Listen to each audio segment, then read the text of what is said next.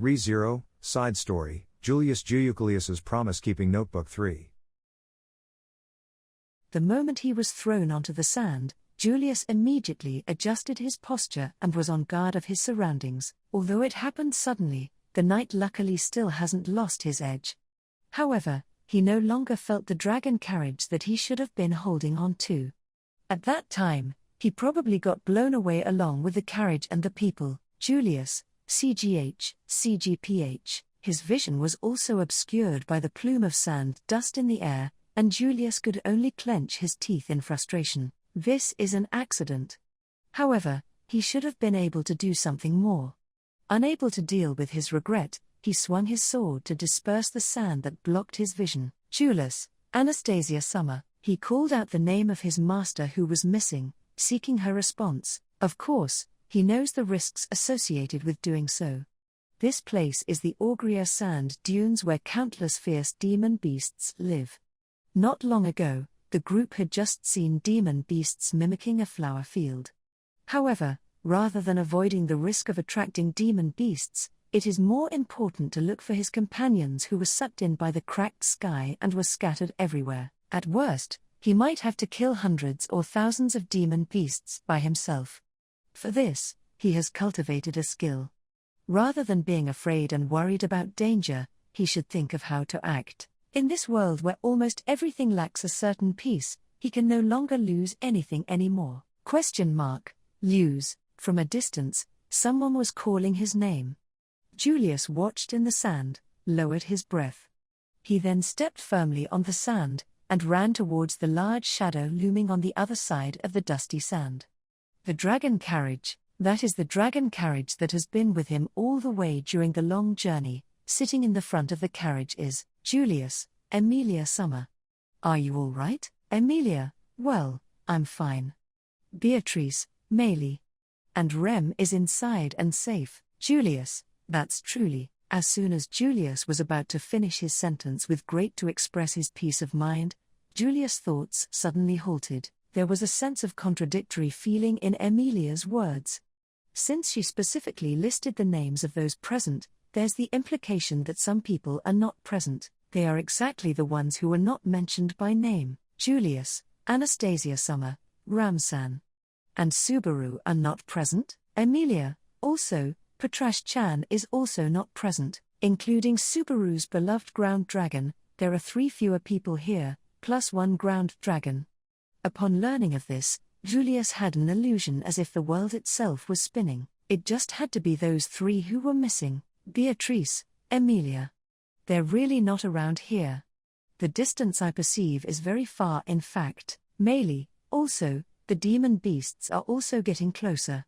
What are we going to do? Julius continued to bask in his regret, and the 2 girls walked up from the back of the dragon carriage and entered Julius's field of vision.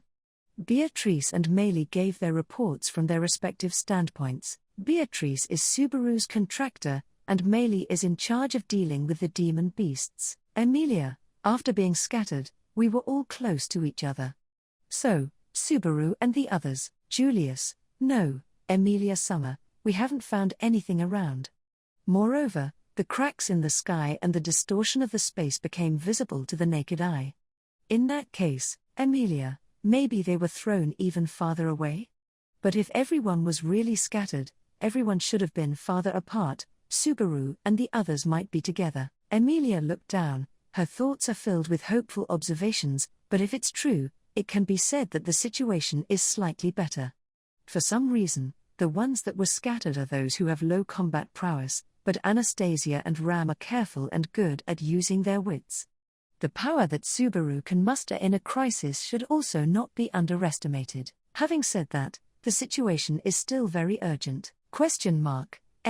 Emilia and Julius, who were anxiously judging their situation, raised their heads at the same time. The 2 felt a powerful, sharp, and oppressive aura. Before the 2 could realize what it was, they were hit by the impact. After the loud bang, the impacted dragon carriage drastically flipped. Emilia, who was in the driver's seat, lost her balance, and Beatrice and Maylie also screamed due to the sudden rise of sand dust caused by the impact. However, it was Julius who saw the impact first. Julius, The real cause of the impact is a black-haired woman on the roof of the dragon carriage. She had tied up long black hair, a thin cloak and clothes that boldly exposed her white skin. The woman slowly turned her head and looked at Julius and the others who stood around the dragon carriage. A distinctive red pattern appeared in her green pupils, and caught in her gaze, Julius couldn't help but hold his breath. He had never seen such cold and dry eyes before. She had absolutely no interest in anything reflected in her eyes. What can possibly make someone have such an empty state of mind? Facing Julius, who had forgotten to breathe, the woman's head tilted to one side. What came out of her throat was a high but hoarse voice that was the opposite of her beautiful impression. However, there was no friendliness or hostility in her voice. No, there is still a bit of emotion that can be distinguished. It's disappointment. Frustrating. Julius, what? When the woman's head was so crooked that it could no longer be crooked, the woman finally made a sound that had meaning. However, before asking the true intention behind these words, she turned her back to Julius and others. Seeing her knees slightly bent, alarms went off in Julius' mind. The impact just now proved that she jumped here from an unknown place. No, it's not that where she jumped from is unknown. In this situation, her starting point is obvious. She jumped from the destination of their journey, the Pleiades watchtower. In that case, Emilia, wait, ? It was Emilia who grabbed the woman's legs as she was just about to take off. Obstructed from using her legs, the woman let out a short scream and fell off the roof. The woman fell face first into the sand, and Emilia also rolled into the sand with her. Julius, Emilia Summer. Julius failed to keep up with this series of unfolding events, and he ran to the place where the two of them landed. As he looked, Julius gasped. Julius, the two who fell into the sand, Emilia and the black-haired woman, faced each other. The woman held her palms at Emilia's face. Julius instantly saw through the danger. The black-haired woman will release death from her palm. It would only take an instant, and Emilia's head would disappear from her neck. Therefore, Julius should have rushed in immediately to stop. Emilia, please, listen to me. Our companions are lost. Emilia, they're all very important people to me. So, I want any clues that can be used to help find them. If you know anything, please tell me. Emilia desperately and sincerely conveyed her request. The woman looked back at her with her cyan eyes, and the expression on her face changed a little. She frowned slightly and sighed. Then, she slowly lowered her arm that was aimed at Emilia. Coming soon, Emilia, Julius. The woman stood up, said a short sentence and fell silent. She turned her back without looking back and walked towards the wind and sand on the other side. Upon seeing this, Julius relieved his tension and walked quickly towards Emilia. Beatrice and Maylie came here as well, but Emilia quickly stood up on the sand. Beatrice, Emilia. Are you okay? Emilia, everyone. Get in the carriage. We need to catch up to that woman right away. Maylie, is it okay to ignore Oniai-san and the others? Emilia, no. Of course not, but that woman seems to know something. So, Julius, in order to ask her clearly, we can't afford to lose her. That's what I felt as well. Let's hurry up and chase after her. Julius chose to believe Emilia's claim and quickly stepped onto the driver's seat. Emilia then picked up Beatrice and Maylie, and one by one they got into the dragon carriage. Julius drove the carriage that was fortunately not separated from them.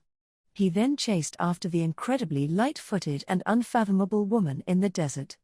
And then, Anastasia, Julius, and Emilia-san, you all are safe. Julius, Anastasia Summer. In the Pleiades watchtower they managed to reunite with Anastasia and her party. Julius felt relieved and took note of that fact. A few hours ago, Julius chased after the black-haired woman to the Pleiades watchtower. Opening the huge door leading to the tower, the black-haired woman placed the dragon carriage along with Julius and others into the building. She then disappeared, and no one knew where she went. After investigating in the tower for a few hours with caution, the woman appeared again in front of Julius and others. Moreover, along with the missing Anastasia, Subaru, Ram, and Patrash, Julius, Fortunately, everyone is safe. Anastasia, I'm sorry for making you worry. That said, my side also got pretty dangerous. After all, a group of people who couldn't fight were gathered together, but Anastasia, covered in grit, talked with Julius while glancing behind her. Glancing at the dark-haired woman who guided her here, there wasn't a change in her smart and beautiful appearance, and she didn't care about the glances and consciousness casted on her. To say the only thing that there is a sense of discomfort, Julius, Anastasia, it seems that something happened between her and Natsuki-kun, Julius, and Subaru. Following the woman's gaze, in her eyes she only focused on one thing. There was a man and a woman, Subaru and Ram, riding on Patrash's back.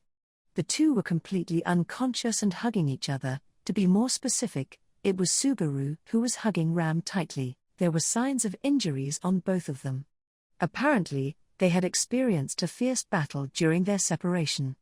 At that time, Subaru supposedly wanted to protect Ram, and it turned out to be like this. Anastasia, it probably came about while we were underground. We encountered an incredible demon beast there. Natsuki-kun and Ram-san fought hard, but as they were about to lose. At that moment, that woman appeared, Julius. We also came to the tower under her guidance. Have you talked to her? Anastasia shook her head as a reply. Anastasia, although there was dialogue similar to negotiations, it was only a one-sided offer. That woman was only planning to take away Natsuki-kun, but I stopped her. I told her that if she doesn't bring me and the others along with her, Natsuki-kun would feel very sad. Julius, so she agreed to help? Anastasia, strictly speaking, she guided me. Anyways, she helped a lot. Anastasia's attitude revealed her extreme exhaustion. Seeing this, Julius once again felt ashamed that he had not rejoiced for their reunion, but instead had asked questions. Julius, Anastasia-sama, your safety is better than anything else. Although I have wanted to go outside the tower several times to search for you, Anastasia, that's great, got it. You don't need to explain, I already know that Julius would have acted that way. Now that we have successfully reunited, don't sweat about the details. More importantly, Anastasia paused and looked up at the ceiling, and took in a breath. Anastasia, we were able to successfully set foot into the Pleiades watchtower, which no one has done before.